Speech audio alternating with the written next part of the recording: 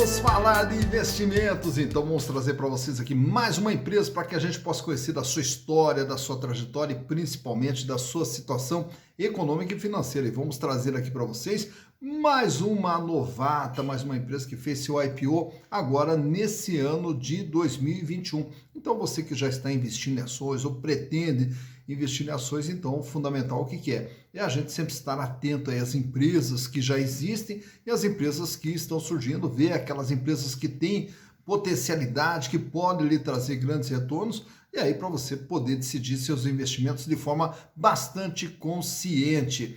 E a empresa que nós vamos retratar hoje é mais uma indicada aqui pelos nossos inscritos. E essa aqui veio lá através do Félix Gomes, grande Félix. Muito obrigado aí pela sugestão, prazer poder lhe atender. Mas caso vocês também queiram outras empresas, é fácil. Basta entrar aqui no canal Silas Degraff e manda a sua sugestão. Aproveita também, já se inscreva, dá o like, ative a sinetinha das notificações para estar sempre recebendo as informações que nós vamos disponibilizando aqui para vocês. E a empresa indicada lá pelo Félix, que eu falei há pouco, que é uma empresa novata na Bolsa, fez o seu IPO em fevereiro agora do ano de 2021, é a Westwing Comércio Varejista SA. A Westwing é uma empresa que surge aqui no Brasil lá no ano de 2011. Ela é de uma subsidiária de uma empresa alemã, uma empresa que já tem operações em 14 países e aí montou também uma operação aqui no Brasil para atuar no setor de móveis e decorações, mas de uma maneira bastante diferenciada. Veio com um outro conceito de comercialização de móveis e decorações. A princípio, daí só fazendo a venda pela internet, mas através de um clube de compras, né? Então, onde as pessoas podiam entrar dentro desse clube de compras e aí começaram a receber ofertas relâmpago, né? Mas essas ofertas relâmpago é o que diferencia a empresa das demais, é que é uma empresa que ela não mantinha um volume de estoque, consequentemente ela conseguia ter um fluxo de caixa bastante adequado. Como que era a operação da empresa? A operação da empresa consiste em fazer uma reserva de estoques num fabricante, num grande fornecedor, e aí fazer uma promoção, as chamadas ofertas relâmpago. E aí, se houvesse a venda, aí sim faria a compra, né? E aí todo o trabalho de logística. Para isso, era necessário ter uma política de relacionamento muito estreita, não só com os fornecedores, mas principalmente também com os clientes.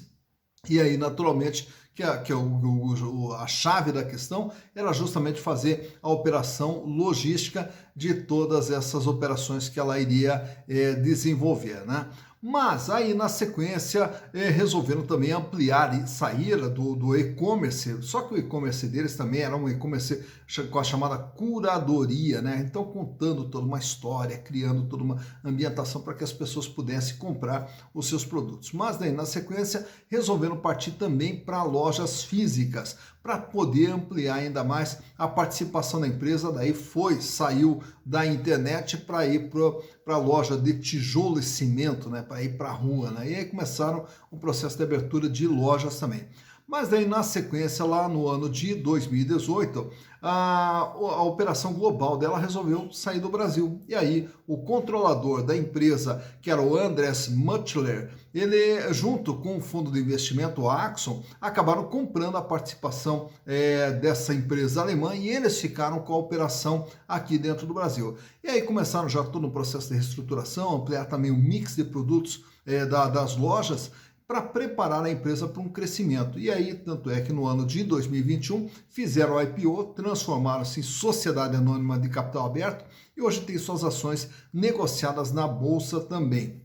Mas para que a gente possa conhecer ao longo desse tempo, eu trouxe para vocês aqui os últimos exercícios, 2018, 2019 e 2020, e o primeiro semestre de 2021, para que a gente possa ver através dos números como que vem sendo o desempenho da empresa, e também vocês vão reparar lá no ano de 2021 como que ocorre o IPO da empresa, a entrada dos recursos, a ampliação da empresa e tudo mais, e isso tudo vai estar retratado na análise que nós vamos fazer para vocês. Então, vamos aos números.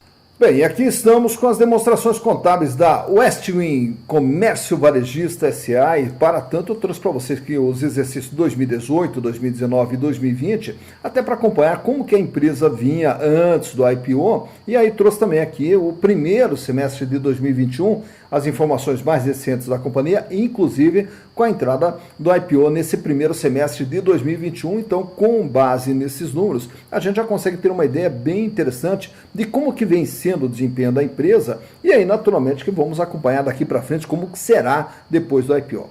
Em 2018, a empresa ela tinha dentro do seu patrimônio um total de 25 milhões de reais, né? E desses 25 milhões de reais, a grande parte, 81,7%, era destinado ao ativo circulante, ao capital de giro, formado por caixa equivalentes com 4 milhões 310, contas a receber 6 milhões 266 mil e os estoques de 8 milhões 904. Então, por ser até um comércio varejista, ele não vai ter aqui uma imobilização muito alta, né? Então o peso maior sempre vai estar dentro do capital de giro. Já para o ano de 2019, a empresa cresce um pouquinho mais, vai para 30 milhões de reais e o capital de giro 21 milhões 831. Apesar desse aumento em valores nominais aqui, a representatividade dele cai para 71,2%. Até por quê? Porque o capital de giro não acompanhou o crescimento da empresa, a razão pela qual ele ficou um pouquinho menor em termos de proporção do que ele era no ano anterior. Manteve aqui um volume de dinheiro em caixa de 4 milhões 436 mil, aumenta um pouquinho contas a receber para 7 milhões e 700 e mantém o estoque na faixa de 8 milhões e 800. Indo para o ano de 2020, a empresa dá um salto, praticamente cresce aqui 3 vezes o seu tamanho, né? Indo para 97 milhões de reais. E aí, desses 97 milhões, o capital de giro pula para 62 milhões com 64,2%. Então, diminui mais um pouco a proporção desse capital de giro. Aumenta significativamente o volume de dinheiro em caixa para 32 milhões, o contas a receber uma pequena elevação para 8 milhões 872 e aumenta aqui também o estoque indo para 20 milhões 147 mil. No ano de 2021 ocorre o IPO da empresa. Então, quando ocorre o IPO, a empresa dá um salto de 97 milhões para 534 milhões. E o capital de giro agora vai para 430 milhões de reais, com 80,6% de representatividade. Nesse IPO, olha aqui, a entrada de dinheiro no caixa vai para 354 milhões de reais em dinheiro em caixa. Aumenta o contas a receber para 35 milhões, aumenta o estoque para 33 milhões. Então, ao olharmos aqui o capital de giro, até em termos de representatividade, ele vinha apresentando uma queda, agora se recupera, né? Então, em termos de capital de giro, aparentemente, se eu olho aqui, está indo tudo bem. Na sequência, quando vamos para o endividamento, temos aqui passivo circulante e dívidas de curto prazo, passivo não circulante e dívidas de longo prazo e o total do endividamento, 32 milhões no ano de 2018. Repare que a empresa tinha um patrimônio de 25 milhões e uma dívida de 32 milhões. Portanto, a dívida era 128% de tudo aquilo que a empresa possuía, razão pela qual o seu PL era negativo em 7 milhões e 71. Até porque a empresa vinha carregando aqui um prejuízo acumulado de 46 milhões. No ano de 2019, a dívida vai para 39 milhões, mantém aqui a mesma proporção, 127, 128% de todo o seu ativo, e o PL continua negativo, até porque carrega aqui um prejuízo acumulado de 48 milhões.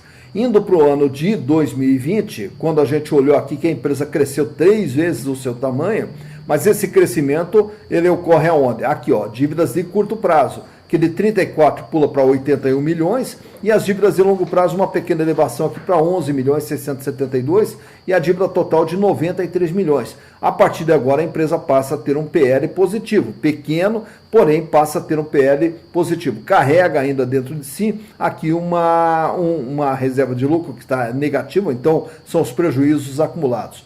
Vindo o ano de 2021, ocorre o IPO. Aí no IPO, olha aqui, ó, o PL, que era de 4,348, pula para 404 milhões de reais, né? Então ocorre o IPO, que daí originou toda essa entrada de recurso aqui no ativo circulante. A dívida da empresa também aumenta para 129 milhões 990, representando agora apenas 24%. Então a empresa que vinha com uma dívida superior ao seu patrimônio, praticamente equiparou a dívida ao seu patrimônio, e agora sim, agora a empresa tem uma dívida muito pequena perto do seu patrimônio, mas em função do IPO. Agora vamos ver em termos de resultados, o que a Westin apresenta de resultados. Ela vem com volume de vendas de 118 milhões em 2018, aumenta para 130 milhões em 2019, aí dá um salto, vai para 245 milhões de venda em 2020, e olha que foi o ano da pandemia, né? E aí no primeiro semestre de 2021 já acumula 140 milhões de venda, o que pode-se projetar um faturamento total de 280 milhões para 2021. Então, o faturamento aos pouquinhos ele vem crescendo. Já os resultados, vinha com lucro pequeno aqui de 2.832 em 2018, um prejuízo de 1.474 no ano de 2019, mais um lucro de 11.701 em 2020, só que daí ao olharmos esse lucro de 11.701, vamos observar que ele é fruto desse cara aqui, ó, imposto sobre o lucro, que são créditos de imposto que a empresa teve. Então o lucro não ocorreu em função da operação da empresa, até porque o resultado da operação deu apenas 62 mil reais. Então fechou, mas mesmo assim fechou com lucro de 11.701. E nos 6 primeiros meses do ano, já acumula aqui um prejuízo de 16 milhões e 80. Então, mesmo com o crescimento de venda, a empresa ainda vem trabalhando aqui com prejuízo de 16 milhões e 80 mil. Então, o capital de giro crescendo, o endividamento despenca em função do IPO, o faturamento aos pouquinhos ele vai crescendo, só que a empresa ainda precisa começar a mostrar resultados, fazer com que toda a sua operação se torne lucrativa. São esses os números da Westin referentes a 2018, 2019, 2020 e ao primeiro semestre do ano de 2021. Trago para vocês também aqui o gráfico mostrando o comportamento da ação desde o IPO ocorrido lá em fevereiro, quando a ação foi lançada praticamente a R$ 11,60, chegou ali nos R$ 12,00 e depois daí deu uma queda e ficou estável ali, girando em torno de R$ 9,00 a ação. Aí chega no mês de agosto, aí começa aquela queda mais acentuada ali, que culmina com a última cotação no dia 25/10 em R$ 3,82 cada ação.